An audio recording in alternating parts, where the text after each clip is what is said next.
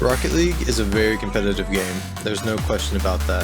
It's the smallest details that often make a big difference, and one thing people miss when they first get the game is changing their settings. Certain settings are helpful and some are more harmful, so today we'll be doing an ultimate guide on all in-game settings for Rocket League.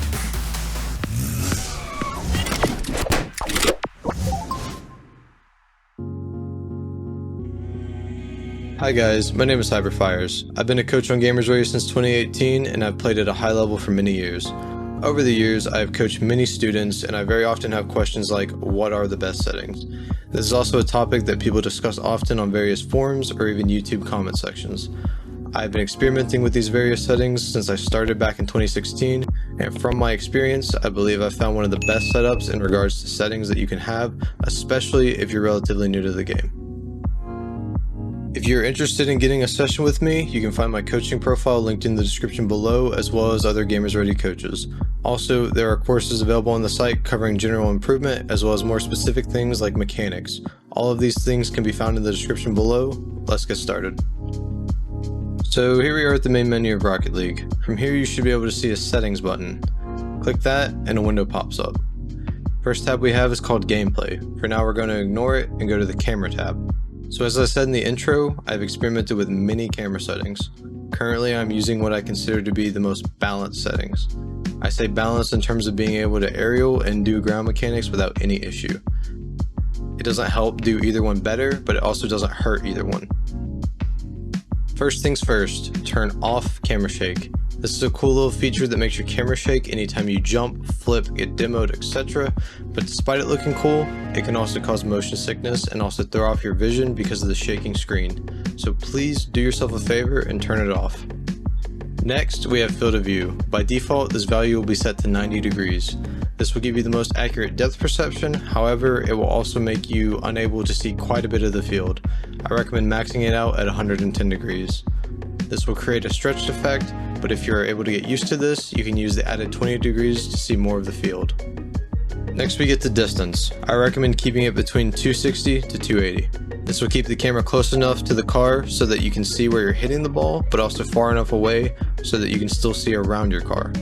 Then for height, you want to pick something that is not too low to the ground, but is also not too high. I recommend keeping it between 90 to 110. Next we have angle, which is directly affected by height. Angle is essentially the angle in which the camera is tilted. The higher the negative number is, the more it will tilt downward. If it tilts down too far, you will have a hard time doing aerials, and if it tilts up too far, you'll have a hard time doing ground mechanics. You want to pick an angle that complements the height, so I recommend keeping this between -5 and -3.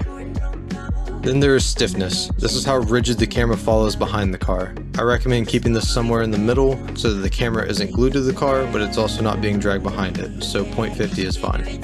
As for the last three settings, swivel speed is how fast the camera will swivel behind the car. It also affects the sensitivity of the right analog stick.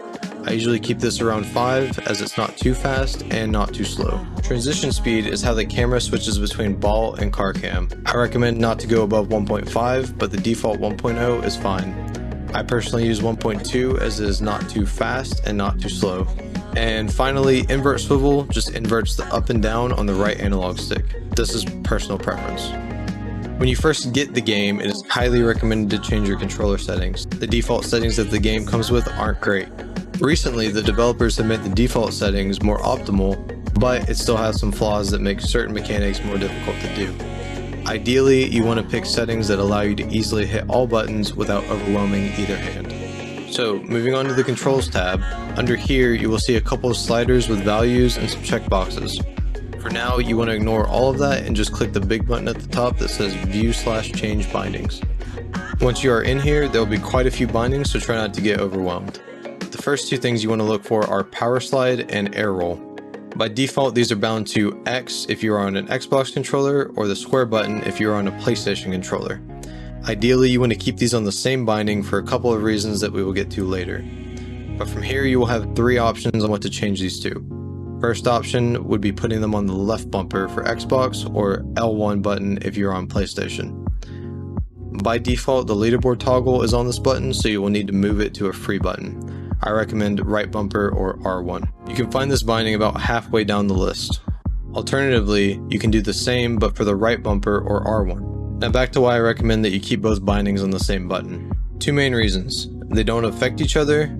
If you're in the air, you will air roll. If you're on the ground, you will power slide. And secondly, it makes certain mechanics such as wave dashing to the side easier because you only need one extra button instead of two. It also helps for general recoveries, considering you are able to go from air rolling in the air to immediately using power slide to recover off of whatever surface you land on.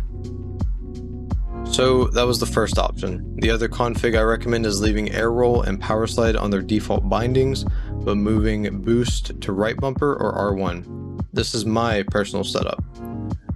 Putting boost right next to drive forward seems to make the most sense. You use jump and boost a lot in this game, so freeing up your thumb from needing to press two buttons so often is really helpful. Something worth noting, you will need to put your index finger on the bumper and use your middle finger for drive. This goes for both config options. So now that we've covered controller bindings, let's move on to sensitivities. Going back to the controls tab, the first two sliders you will see are called steering sensitivity and aerial sensitivity. By default, these will be set to 1.0. What these sliders do is it adds a multiplier to your initial input. Essentially, this causes your car to start moving with less force on the stick. You also want to make the values the same for both so that you don't need to adjust how much force you put on the stick depending on if you're in the air or if you're on the ground. Keeping that in mind, the default value is arguably too slow, however I recommend that you don't go above 1.5. Best thing that you can do is move them by 0.05 increments so that it is easier to get used to them. I personally use 1.3 right now, but I did play on 1.2 for a couple of years. So experiment with this and find what you like. Just remember to not go above 1.5. Now we are moving on to the optional settings. Going back to the gameplay tab, you are generally safe to leave at the default values, but there are some that I would recommend changing. I recommend disabling voice chat. This is a feature that some people like, but seasoned veterans of the game will already know that it doesn't work all that well. Along with the fact that sometimes if people talk in game, this can cause weird lag spikes, so it's safe just to disable it altogether. And next, I recommend setting client send rate, server send rate, and bandwidth limit all to high. This will ensure that you get the best connection to the game server and will help avoid lag. If your connection isn't the best, then you might need to lower these, and if you're still lagging, you might want to try to change the input buffer. For most cases, default is the best, but you will want to try STS or CSTS in certain cases. From here, we will move on to the interface tab. Again, most of these settings are personal preference, however, I will say that you should never disable ball arrow. This is a little arrow that points to where the ball is when you aren't in ball cam. It is super useful for knowing where the ball is without looking at it. Other than that, I would recommend to increase nameplate scale to around 140% so that you can see other players' names more easily across the field, which will help you keep track of where they are. And finally, for optional settings, we have the video tab. These settings are going to vary based on if you are PC or console. For console, the settings are pretty limited, but I recommend turning off motion blur, weather effects, lens flares, and light shafts. All of those settings will impact vision and cause lag, so turning them off is really helpful. And as for PC, I recommend to turn everything down to the lowest except for render quality, which you want at the highest so that your game won't become pixelated. The reason you want to turn all of these settings down is so that you can get the most visibility and best performance. Also, uncheck every checkbox except for transparent goalpost, as this is a super useful feature and will help with defense massively. The resolution is dependent on your monitor, and you want to make sure display mode is set to full screen so there's no lag. Also set your max FPS slider to 250 and disable vertical sync. Even if you don't have a monitor that supports high refresh rates, the game will register inputs faster. The settings for audio, chat, and extras are all personal. I will say for audio, you want to make sure that you are able to hear the game and the cars around you. This will help you avoid demos and get an idea where your teammate or an opposing player might be. A bit of a disclaimer. I recommend that whenever you change your settings, especially controller bindings, take around a week of playing, training, or casual so that you are able to retrain your muscle memory. Depending on how long you played on your previous settings, this adjustment period may vary. Seriously, switching your controls is difficult and you're going to want to switch back, but give it a chance. You'll get to where things feel normal again in about a week. Now I'm going to show you some drills that will help you get used to your new settings. Starting off in free play, you want to leave the ball in the center and keep your ball cam on. Now you want to practice driving around the field with your ball cam on and really try to turn a lot. You want to get used to that new sensation of turning. Really get a good feeling for how much pressure you need to put on the stick in order to get your car to turn. I recommend drilling this for about 2 to 3 minutes a day as soon as you get on. Most of it will be learned through in-game experiences. As for getting used to aerial sensitivities, you will again want to come into free play, then fly up into the air and start hovering. You then want to flip your car and try to catch yourself again. This training can also double up as training aerial control. Do this for about 2 to 3 minutes a day as well. Other than that, it'll just take some time playing the game to adjust. I hope you guys found this helpful. As with everything in Rocket League, you should take time to figure out exactly what works for you. This is a great setup, but feel free to make adjustments as you see fit. And again, if you're looking to hire a coach, you can find me on GamersRdy.com, link in the description of that, as well as the other coaches and courses. If you want to join the GamersRdy Discord, you can find a link to that as well. Keep grinding, and we will see you in the next video.